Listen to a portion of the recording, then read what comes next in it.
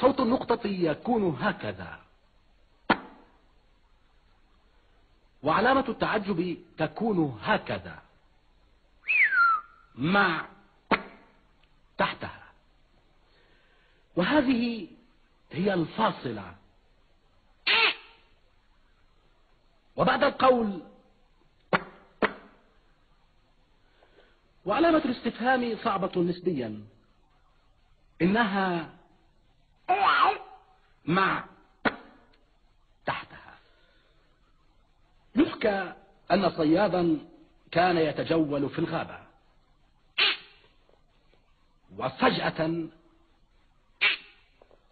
رأى تنينا مخيفا،